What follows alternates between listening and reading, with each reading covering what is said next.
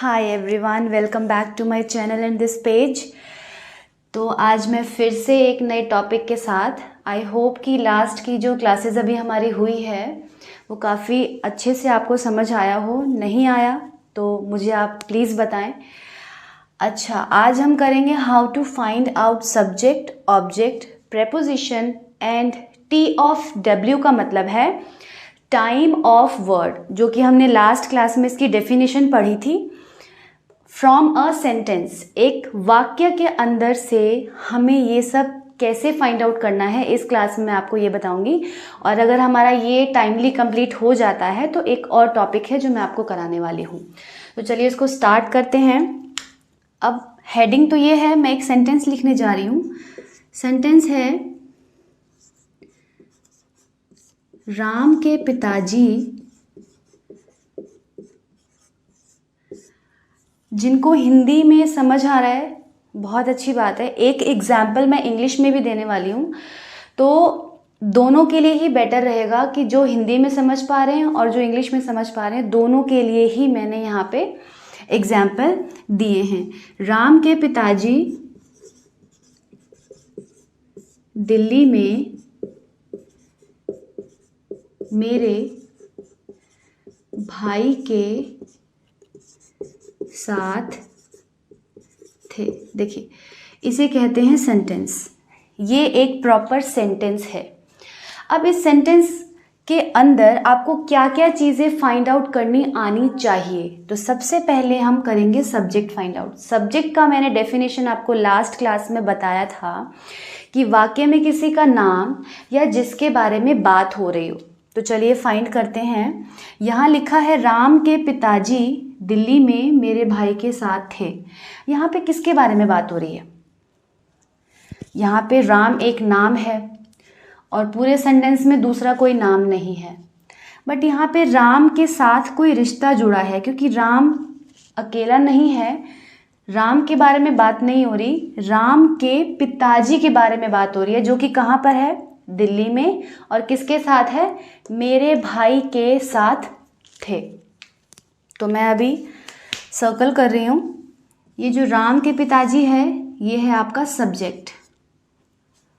Definition एक बार last video को दोबारा से देख के पढ़ लीजिएगा, तब आपको ये वाला चैप्टर समझ में आएगा कि मैं किस तरीके से फाइंड आउट कर रही हूँ। ठीक है। उसके बाद है ऑब्जेक्ट। ऑब्जेक्ट मैंने आपको बताया था कि वाक्य में सब्जेक्ट और टाइम ऑफ वर्ड को छोड़ के जो बच जाता है वो सारा ऑब्जेक्ट कहलाता है। तो दिल्ली में मेरे भाई के साथ, ये सारा का सारा ऑब्जेक्ट है। और ऑब्जेक्ट का दूसरा नाम क्या बताया था मैंने? प्रेडिकेट। Predicate, alright. उसके बाद हमारे पास बच जाता है टाइम ऑफ वर्ड। ये जो है, ये इसका टेंस डिपिक्ट कर रहा है, इसका काल दर्शा रहा है कि ये भूतकाल है, यानी कि पास्ट टेंस है। क्योंकि पास्ट टेंस की पहचान मैंने आपको क्या बताई थी? था, थे, थी। तो यहाँ पे थे आ रहा है, दैट मीन्स कि this sentence belongs to past tense. Okay, तो ये हमारा क्या है? पास्ट टेंस, यानी कि टाइम ऑफ वर्ड हमें पता चल गया पास्ट टेंस है। ठीक है। इसमें हम एक चीज़ और फाइंड आउट करेंगे, जो है प्रेपोजिशन। मैं आपको करवा चुकी हूँ, प्रेपोजिशन क्लासेस भी आप ले चुके हैं, जो कि मैंने आपको बेसिक प्रेपोजिशन करवाए थे और लर्न करने के लिए कहा था। तो अब आप पहचानिए कि इसमें प्रेपोजिशन क्या है। तो जो ऑब्जेक्ट मैंने अंडरलाइन किया है उसी के अंदर आपको प्रेपोजिशन मिलेगा। दिल्ली में मेरे भाई के साथ, तो एक तो ये है आपका प्रेपोजिशन 1। मेरे भाई के साथ, तो के से लेके साथ तक ये है प्रेपोजिशन 2। आई होप कि आपको ये क्लियर हो कि एक सेंटेंस में से कैसे फाइंड आउट करते हैं subject, predicate, time of word and preposition. एक एग्जाम्पल इंग्लिश का और बताती हूँ, इसी को हम इंग्लिश में ट्रांसलेट कर लेते हैं या फिर कोई नया सेंटेंस लेते हैं।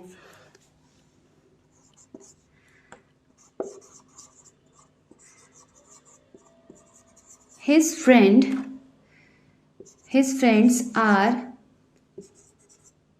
in car with my parents. Alright, तो ये इंग्लिश का सेंटेंस है। बहुत ईजी है इसमें भी फाइंड आउट करना। तो सबसे पहले हम जल्दी से सब्जेक्ट निकालते हैं। अब इस सेंटेंस के अंदर कोई नाम नहीं है, बट बहुत ज़्यादा क्लियर करने के लिए आपको इसको थोड़ा सा अपने हिसाब से कन्वर्ट करना है कि कार में मेरे पेरेंट्स के साथ कौन है, उसके दोस्त, हिज फ्रेंड्स, ठीक है। एक हो गया, नाम नहीं है तो क्या हो गया, जिसके बारे में बात हो रही होगी वही सब्जेक्ट होगा, तो सब्जेक्ट हमने इजीली फाइंड आउट कर लिया। अच्छा, आपको पता है मैं सब्जेक्ट निकालना क्यों सिखा रही हूँ? अगर आप सब्जेक्ट फाइंड आउट करना समझ लेंगे ना, तो उसके साथ क्या हेल्पिंग वर्ब लगेगी आपको ये बहुत क्लियर हो जाएगा और बहुत इजी हो जाएगा लाइफ टाइम के लिए। सब्जेक्ट के अकॉर्डिंग ही हम आगे हेल्पिंग वर्ब लगा सकते हैं, इसलिए ये बहुत ज़्यादा इंपॉर्टेंट है, ठीक है। तो हिज फ्रेंड्स हो गया सब्जेक्ट, ओके। और ये जो आर है, क्योंकि आपको पता है हिंदी में पूर्ण विराम होता है वाक्य के अंत की निशानी, और टाइम ऑफ वर्ड जो पहचानते हैं हम है, हो, हूँ, था, थे, थी। तो यहाँ पे ये जो आर है वो प्रेजेंट टेंस है, ओके। और इन कार विद माई पेरेंट्स ये सारा क्या है, ऑब्जेक्ट है। इसी में अब ये हमारा क्या हो गया, प्रेपोजिशन 1, और विद हो गया हमारा प्रेपोजिशन 2। तो इस तरीके से आपको बहुत इजी हो जाएगा फाइंड आउट करना कि क्या सब्जेक्ट है, क्या ऑब्जेक्ट है, क्या टाइम ऑफ वर्ड है, क्या प्रेपोजिशन है। तो एक बार इसको कर लेते हैं रिवाइज जल्दी से। Present tense, past tense, future tense, okay.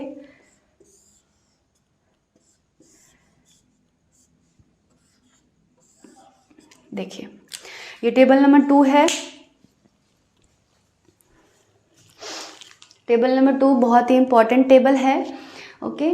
तो सबसे पहले 3 तरह के टेंस होते हैं। प्रेजेंट टेंस हिंदी वर्तमान काल पहचान है, हो, हूँ, इसमें 3 चीज़ें आती हैं, इसे हम हेल्पिंग वर्ब बोलते हैं, इज, एम, आर।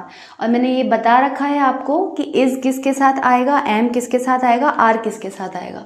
तो ही, शी, इट, कोई भी सिंगुलर चीज़ और सिंगल नेम के साथ इज आएगा, आई के साथ सिर्फ एम आएगा, you, we, they plural, and 2 names, कोई भी 2 या 2 से ज़्यादा नामों के साथ आर आएगा, राइट।